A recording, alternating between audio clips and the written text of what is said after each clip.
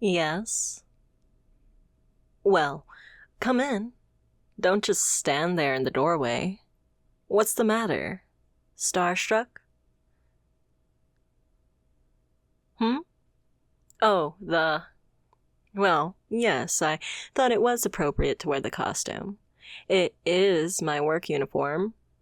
This isn't exactly the kind of work environment that screams business casual. Well, before we talk any further, come in and sit down. You're gonna drive me crazy standing there with your mouth open. And if you could try to keep a professional demeanor, it would make this interview go so much more smoothly for you. That wide-eyed stare isn't giving me the best impression.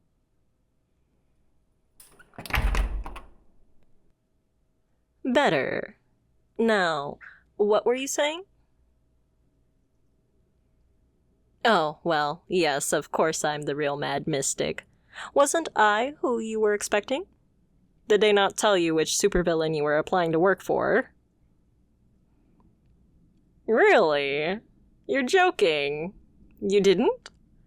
I knew that agency was a joke, but how could any employment agency fail to mention something as important as the job they're lining you up for? Especially if the job is a minion to a supervillain. Unbelievable. That certainly makes this all interesting. Well, what do you think? Would you like to continue the interview?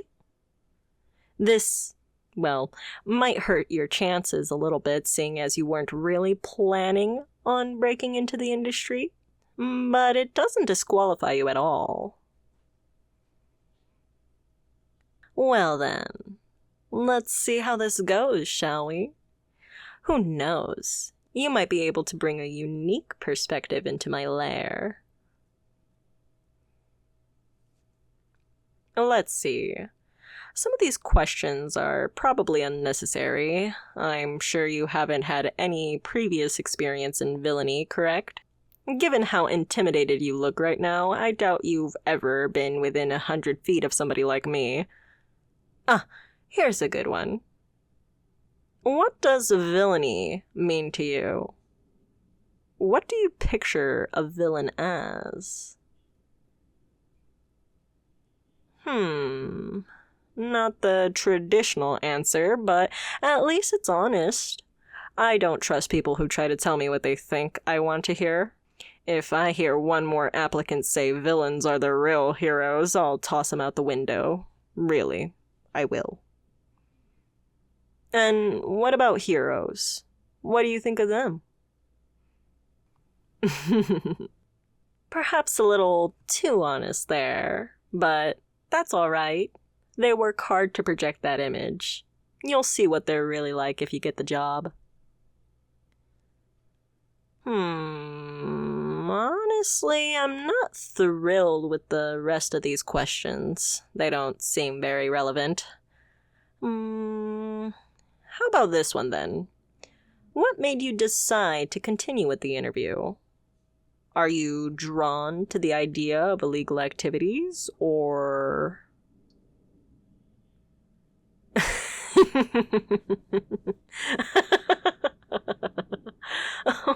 Scared of what I'll do?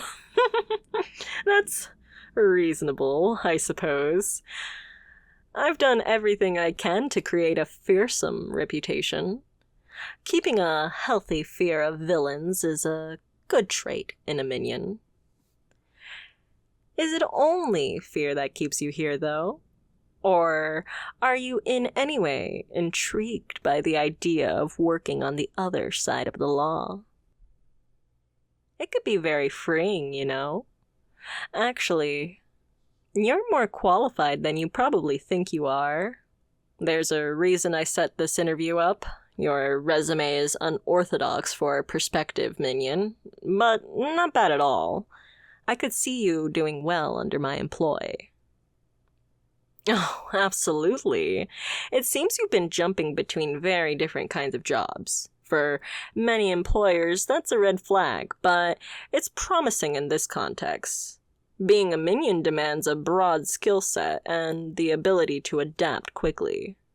And turnover rate for minions is usually very high, so short turners at a job isn't anything unusual in this industry, though I personally try to keep my employees' retention higher. And these past positions are perfect. As an administrative assistant, you would have learned to manage your employer's affairs and anticipate their needs. Your stint as a warehouse worker shows you're capable of physical labor, and having been in customer service means you're used to dealing with hostile enemies. Not everyone can handle the mental stress of being hounded by the police and superheroes. Yes, well, that is the major occupational hazards of being a minion, but it's perhaps not quite as risky as you might think. Minions are actually treated quite leniently by the law, at least in this part of the world. You see, minions are helpful to villains, but they also bring us a bit of risk. A bumbling minion can accidentally reveal the location of a secret hideout or mess up an otherwise perfect master plan. So, the legal system tries to drive unsuccessful criminals to minions' work by offering light sentences and rehabilitation programs when they're caught. Oh, of course, they're always the heroes to worry about, too. But the heroes in the city are usually more of a knockout gas and lasso throwing type, not the beat you unconscious type. Not too much to be afraid about here. I'm a bit more picky about who I hire, of course. You see, big-name villains like me can't afford a major screw-up. I hire quality minions, and in return I provide better benefits. Well, for starters, there's the pay. Given your background, I could start you off in the high five figures. Quite a bit more than what you'd expect working for most villains, and with plenty opportunities for raises. Aside from that, you get 4 weeks of vacation plus holiday, significant sick leave, hazard pay for dangerous tasks, and a robust health plan. Unfortunately, we can't pair you up with any official insurance companies for obvious reasons, but we run our own internal insurances. Oh, and we have a union, too. I do like to provide for my employers, but I admit half of the reason for all of that is just to make rich capitalists squirm. I love watching them try to explain to people how an evil villain can treat their employees better than they can. Oh, and there's a few unconventional perks as well. Earning Employee of the Month entitles you to 1 free rescue in case of an arrest or capture. Those are difficult to pull off, so we can't just bust everyone out all the time, and if you do an especially good job, you can request resources for your own personal crimes. Within reason, of course. Oh, and of course you want to know what your actual duties would be. You'd start off working exclusively in the lair, performing maintenance on the doomsday devices, organizing stolen goods, that sort of thing. You can get promoted to accompanying me on a heist before too long if you show promise. You'll be provided with weapons and combat training in that event, naturally. And between you and me, there's going to be an opening for my sidekick before too long. The current one is retiring, and you strike me as a good fit. There's a very lucrative position, and actually quite a bit safer, too. You wouldn't be expected to hang back and keep the enemy busy like the others. And you needn't worry about being forced into an ethical conundrum, not unless you're a real goody-goody anyway. I'm in the villain game to shake up society and topple the high and mighty, not bring harm to the average, ordinary people. That's just beneath me. Well, what do you think of all this? Do you think you'd accept if I offered you the position? Interesting. Well, I think it's about time we wrap up this interview. But first, a word of warning. I'm not certain if your employment agency mentioned this to you, but everything that just transpired here is top secret. Whether you decide this position is for you or not, do not approach the police or any heroes about this. I will find out, and there will be consequences.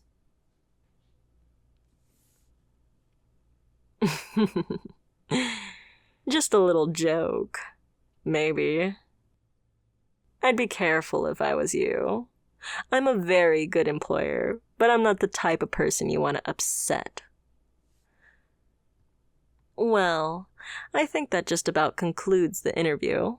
Unless you have any questions? No? Well then. This has been a very interesting experience for the both of us, I imagine. I know none of this is what you were expecting, but I hope you can appreciate the opportunity that has presented itself. I'll be in touch with an official job offer if I decide you're the best candidate. In fact, confidentially, I think you're probably a shoo-in. It's rare to get an applicant without a criminal history, which brings some benefits. Even if we do find somebody else more traditionally suited, I may end up just hiring you both. We'll have to see. Goodbye now. Take care, and stay safe.